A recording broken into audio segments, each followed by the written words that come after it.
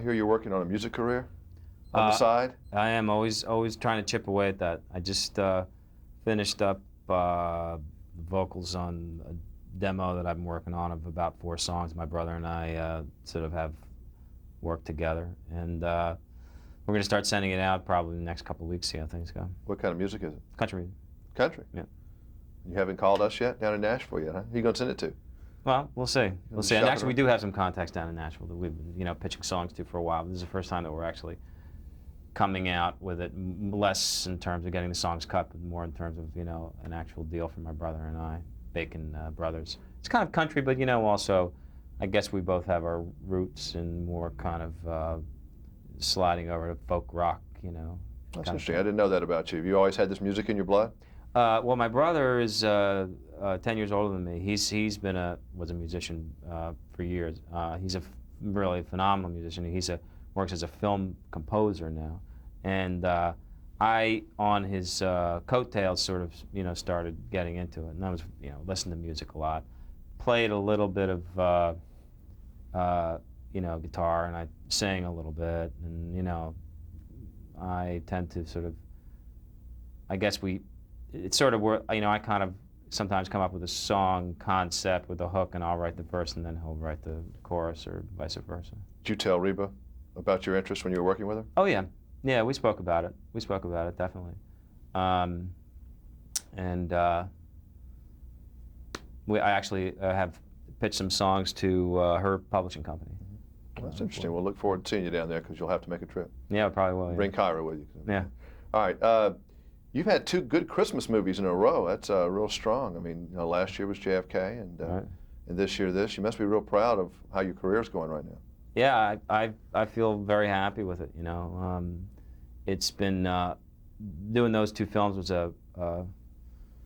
partly a sort of switch in my ideas about what I was going to start doing film-wise. A decision that was helped by a really strong agent that I had just hooked up with, and also, my wife and I also kind of sitting down and having some new ideas about trying to just focus on larger films that people were actually going to try to see, and JFK and A Few Good Men fell right into that. So. It's tough making that transition, isn't it, from when you've done some movies that are teen-oriented or young people-oriented, rolling over to that so-called adult type of acting role. Yeah, I mean, it's really tough. I mean, I've been trying to grow up for years. I'm 34 years old now, and I was 17 when I started in the film business, and it's being considered an adult it's a difficult thing. I mean, for the first time, I'm now being able to actually play characters who are, maybe 30, and that's it's fun, because those are the older that you get, in a way, the more profound the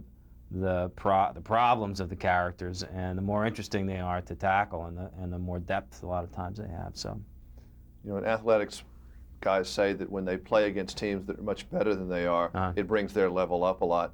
Was there any intimidation factor, even being in the room or dealing with Jack Nicholson? Because he strikes me, just on screen, as just jumping out. I'm sure he's a nice guy, but I mean, when they cut on him and cut that close-up, I mean, whoa. Yeah, yeah.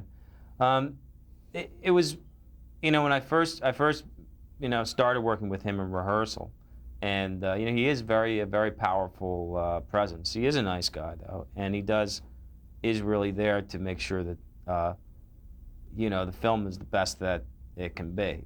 And once we actually started getting into rolling and getting into working, it was I certainly didn't feel intimidated. I mean, it was fine, good. When he does this, there's one particular scene where he and Cruz head off, and he's screaming. I mean, when something like that's over and they yell cut, do you kind of go wow, or what's your reaction watching it in person like that? It has to be interesting. Well, I mean, it definitely is a lot of fun to watch. I think that because I'm thinking more in terms of myself in the scene, as the character, and not so much in terms of an actor or an audience member per se. Making movies, watching movies being made, is not really a spectator sport. It's not like watching a play and you see it. It's got a sort of an ongoing kind of feel. You think of that more as the first take, and then the second take, and then the third take. But it was a lot of fun. I mean. Do you watch your own movies? Yeah, I do. I watch my own movies, but I don't read my reviews. it's like sleeping with a snake or review. Sometimes it's not going to bite you, sometimes it will. So But it's even probably when best to stay away. Well, even when they're good, they're never good enough. Mm-hmm.